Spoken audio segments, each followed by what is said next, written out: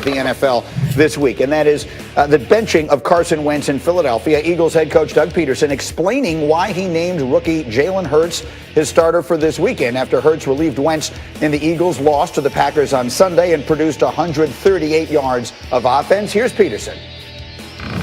I think Carson Wentz can be an exceptional quarterback in this league, and he's proven that, right? He back in 17, 18, last year. And we got to continue to battle and fight and work with him individually, work with him within the confines of the offense, the structure, and get back to being Carson Wentz. And I can't predict, what's going to happen next week or the last 3 games, but I know this week we can begin that process of beginning to improve and getting better and seeing things a little bit differently.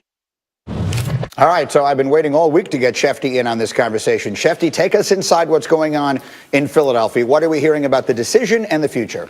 Well, listen, there's so much that's uncertain right now. We do know that Jalen Hurts will start at quarterback, but we don't know what Jalen Hurts' future in Philadelphia will be. We don't know what Carson Wentz's future in Philadelphia will be. We don't know what Doug Peterson's future in Philadelphia will be. And I think any time a team struggles, and the Eagles have struggled this year as much as anybody and disappointed as much as any team in football, the pressure always comes back to the head coach and the quarterback, first and foremost. Well, we've seen the quarterback be benched, and we know that there's pressure on Doug Peterson. Now we wait to see the fallout. They want to see if Jalen Hurts can provide some type of spark. They want to see if Carson Wentz can take a mental break and rehab his mind and get back stronger and provide some value later on. There's so much that remains uncertain here in Philadelphia, but they believe that this is the right move to make at this particular moment. So the one thing we do know, Lewis, is that we will see Jalen Hurts this weekend against a New Orleans defense that has just been annihilating people over the last 5 or 6 weeks. What do you think of that? Look, this is a tough assignment, man. This is like ice skating uphill for Jalen Hurts. I'm just telling you. Look, this Saints defense is ferocious. They don't mess around. They have got absolute hunters and dogs at all 3 levels of this defense. They're deep and they're fast on the defensive line. They're deep and they're fast at linebacker. They got the best set of man coverage players in the secondary of any team in the NFL.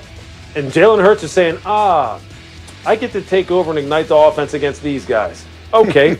Well, I'll tell you this. Look, and I wish him well. Look, because you love Jalen Hurts' story. Everybody loves his story. Everybody loves what he's overcome. And Doug needs to do this. He has to do something. He's fighting for his job. Look, as Adam alluded to, right or wrong, people are going to point to him and go, well, if somebody has to go, it's going to be you, and it's probably going to be the quarterback, although we all know this.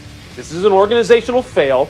This team has not been set up right. There have been numerous personnel missteps. And I'll tell you this, barring something unforeseen, this game can get ugly. I would be shocked if it doesn't, but I anticipate this getting ugly. By getting ugly, you mean you think the Saints could make this a very long day for Jalen and the Eagles? Absolutely. He could really be in a situation where he is under siege over and over and over again.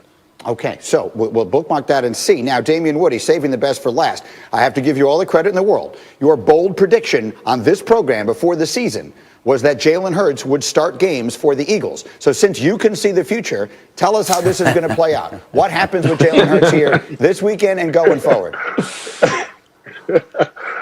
Well, listen, Greeny, I think Lewis is right. I think this could get embarrassing for the Philadelphia Eagles. You're talking about a Saints team, particularly on defense. I mean, these guys are flying around, splattering every opponent that they face. This is going to be a huge challenge for Jalen Hurts. And I just hope that Doug Peterson, doesn't take this thing week to week. It wouldn't be fair to Jalen Hurts to say, oh, well, we're going to see what you do this week against arguably the best team in the National Football League in the New Orleans Saints, particularly on defense. So this is going to be a tall test, and it could get ugly for Philadelphia this week. Okay, so no one sounds like they have an enormous amount of confidence in the Eagles' chances of working their way back into the playoff mix this weekend. We'll see what happens. Meanwhile, Schefty, there's a bunch of other stuff out there. Let's run the hurry up through some of the notes, starting with Christian McCaffrey. What is the deal? Well, Green, he aggravated a quad injury yesterday he'd been suffering from, and so after he makes it back from the ankle, he suffers the shoulder injury. After he makes it back from the shoulder injury, he suffers a quad injury, and now his status for Sunday's game is up in the air. Uncertain once again for Christian McCaffrey, and if he can't play, obviously Mike Davis would have to carry a heavier load. Plus, the team is dealing with an outbreak with 8 players on the reserve COVID list, so a lot going on in Carolina. As for the Giants and their quarterback, Daniel Jones was back at practice in a limited fashion on Wednesday.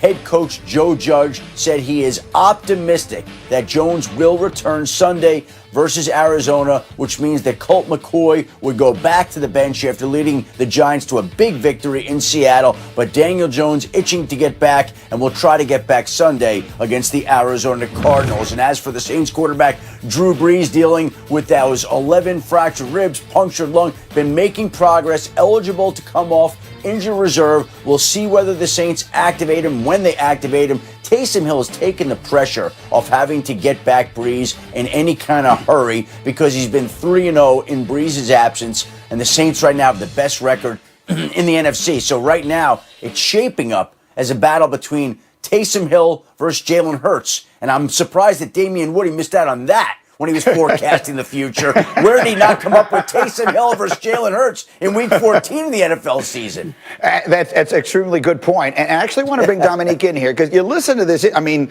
11 fractured ribs and a punctured lung. To the layperson, that sure sounds like some pretty serious injuries. And you see them winning with Taysom Hill. They're actually 8-0 the last 2 years without Drew Brees.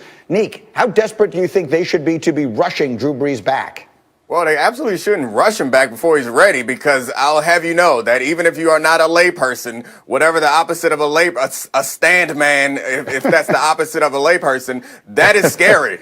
11 broken ribs for anybody in any line of work is concerning, and puncturing your lung is a problem. So they shouldn't rush him back. But I don't think that their Super Bowl aspirations, they can come to fruition with Taysom Hill. I think Taysom Hill has been impressive. He's been better than I thought he would be, but he is not the type of quarterback I think can take them as deep as they need to go unless this defense is going to shut everyone down. I could see Taysom Hill maybe winning one playoff game, which puts them in the NFC Championship, because it seems like they're going to earn that first round bye. But winning the NFC Championship game against somebody like Aaron Rodgers and then going and seeing someone like Patrick Mahomes in the Super Bowl, you're going to have to be able to score more points than I think Taysom Hill is capable of producing. All right, so we will see. We'll see if this is the week or how soon they're able to bring him back off. Guys, sit tight with me here. Much more NFL as we go, but there was enormous news out of college football yesterday. You may have seen this. The Big Ten changing its policy that teams have to play 6 games to be eligible for the conference championship game. That, of course, is directly because Ohio State cannot play Michigan this weekend. So Ohio State now is eligible to play and will play in the Big Ten championship game a week from Saturday against Northwestern. The 5-0 Buckeyes this year had games canceled against Maryland and Illinois and Michigan. And so here is our college football crew, Paul and Heather. Heather, take us inside this decision from the Big Ten. How and why did this go down? Sure, Greeny. On Wednesday morning, all 14 athletic directors and Big Ten Commissioner Kevin Warren were on a video conference, and they came to the recognition that, look, if Ohio State would have played Michigan, win or lose, they still would have been atop the Big Ten East Division standings and played in the conference championship game because of that head-to-head win against Indiana. Multiple people I talked to told me that this meeting was very collaborative, it was very positive, and I did speak, because we talked about this yesterday, Greeny, I talked with Iowa Athletic Director Gary Barta, and he told me that he told Kevin Warren he was going to recuse himself from the vote. He did not participate in the discussions because he is the CFP committee chair, but he was on the call. He wanted to listen in, and everyone, obviously, Indiana's athletic director expressed his disappointment, but there was a general consensus that this made sense for them. Okay, so now let's get into some of the opinion. Those are the facts. That's what's happened, and that's what's going to go forward. But, Paul, I want you to react first to this. Can we put the David Pollack tweet up there? Because I like that tweet from David yesterday. He tweeted, "I think the Big Ten did make the right decision to change their rules again. But, man, I'm curious as heck to know if they would have done it if Indiana and Ohio State were in reverse roles." Paul, what do you think? Well, I think Pollack has a good point, because, Greeny, this is all about Ohio State. I mean, the Big Ten may as well just change its name to the Ohio State Conference, because that's what this has been about since August. And when things shut down, Ohio State and Nebraska were fighting, let us back in the game. Remember Justin Fields, protesting and leading that very courageously. And when they finally came back, the 6 games was just an arbitrary figure because they had 8.